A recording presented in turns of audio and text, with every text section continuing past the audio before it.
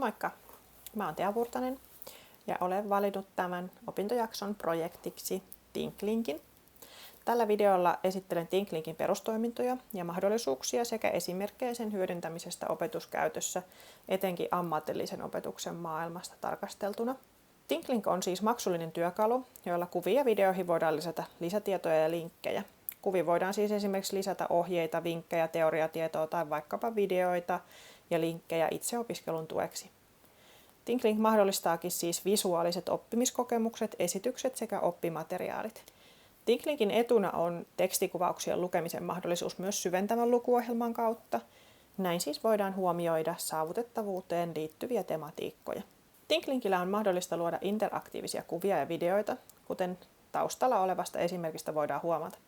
Se mahdollistaa VR- ja AR-kokemukset, 3D-mallit ja skenaariot. Eli kyseessä on hyvin monipuolinen työkalu, ja nämä mahdollisuudet myös mahdollistaa monipuoliset kohderyhmät. Hypätään seuraavana sisään ThinkLinkin maailmaan.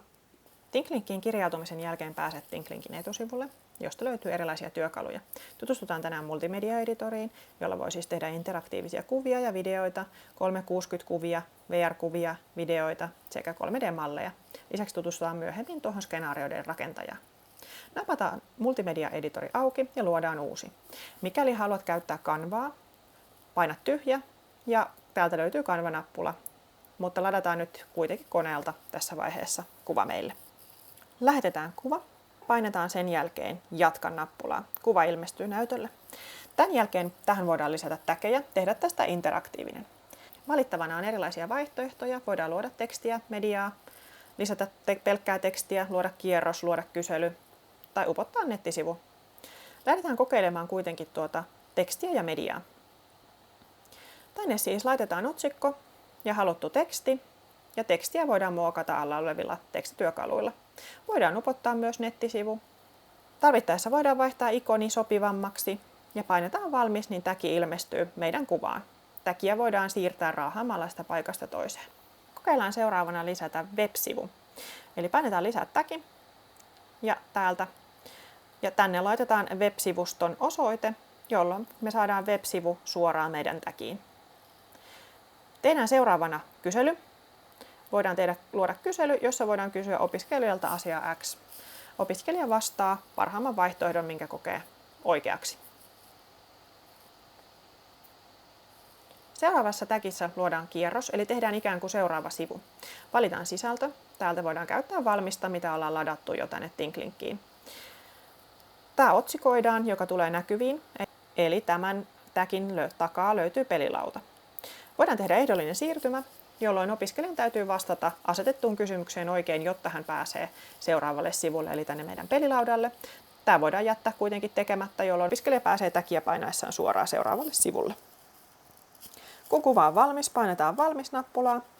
Voidaan nimetä kuva uudelleen haluamalla nimellä ja tallentaa. Kuva voidaan jakaa erilaisin tavoin, jotka löytyy jaa-nappulan takaa.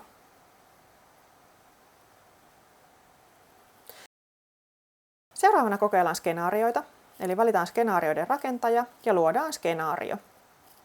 Täältä näkyykin valmiit työt, mitä mulla on työpöydällä. Nimetään skenaario osuvasti ja valitaan haluttu skenaario.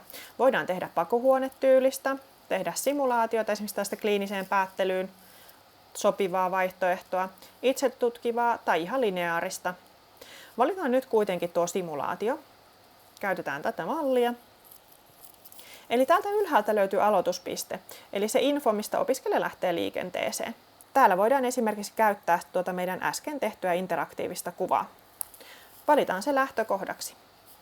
Tämän jälkeen opiskelijalle luodaan kysymys, jossa on vastausvaihtoehdot.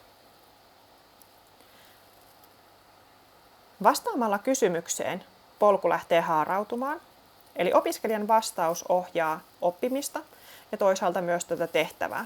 Kun opiskelija vastaa kyllä, hän pääsee seuraavaan kysymykseen, seuraavaan lähtökohtaan, johon vastaamalla taas kohti tämän oppimistehtävän tulosta. Miltä tämä näyttää siitä opiskelijan näkökulmasta? Katsotaan esikatselun kautta. Eli täällä oli lähtökohtana tämä meidän luotu interaktiivinen kuva. jonka jälkeen opiskelijalle tulee sieltä sitten se kysymys, joka me äsken luotiin. Vastaamalla tähän kysymykseen polku lähti haarautumaan. Meillä ei seuraavaa mediaa siellä ollutkaan, mutta täältä tuli sitten se seuraava lähtökohta ja seuraava kysymys. Miten sitten hyödyntää ThinkLinkia osana opetusta? Seuraavassa esimerkissä esittelen ThinkLinkin mahdollisuuksia pelillistämisen kautta. Tässä luomani esimerkki pelillisyydestä, johonka ThinkLink tarjoaa oivan avun. Eli tämä on nivelrikko-ralli-pelilauta, joka on nimensä mukaisesti nivelrikkoon liittyvä täysin kuvitteellinen itse opiskeltava kokonaisuus, jossa opiskelija oppii polven nivelrikkoon liittyen perusteita samalla erilaisia aktiviteetteja suorittaen pelilaudan osoittamassa järjestyksessä. Näin saadaan siis opiskeluun pelillisiä elementtejä ja erilaiset digitaaliset aktiviteetit tukevat samalla tässä tapauksessa aikuisopiskelijoiden digitaitoja. Pelilaudan on luonut suoraan Canvalla. Pelilautaan voidaan luoda erilaisia teoriahuomioita, kuten tässä pelilaudassa oranssilla lampuilla merkityt täkit osoittavat, ja niissä olevat linkit vievät opiskelijan laajemman tiedon lähteille. Pelilautaan pystytään lisäämään vaikka tehtäväohjeita, kuten tässä laudassa sulkakynän takana onkin, tai vaikkapa linkkien kautta pelejä, esimerkiksi Learning-appin kautta, kuten tässä esimerkissä. ThinkLinkissä ei valitettavasti pysty keräämään opiskelijoiden tehtäviä, joten tähän tarvitaan jokin toinen väylä.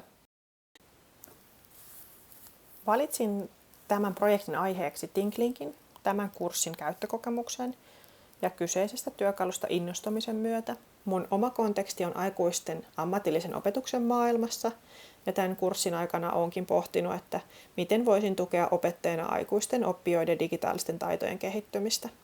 Lisäksi mua kiehtoi pelillistäminen osana ammatillisia opintoja, joista syntyi sitten tämä esimerkeissä käsitelty nivelrikko-pelilauta-idea.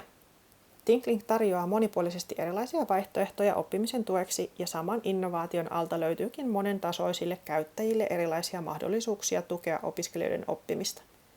Pelillistämiseen liittyen koin, että kyseinen työkalu mahdollistaa myös aloittelevalle opettajalle mahdollisuuden matalan kynnyksen pelillistämiseen.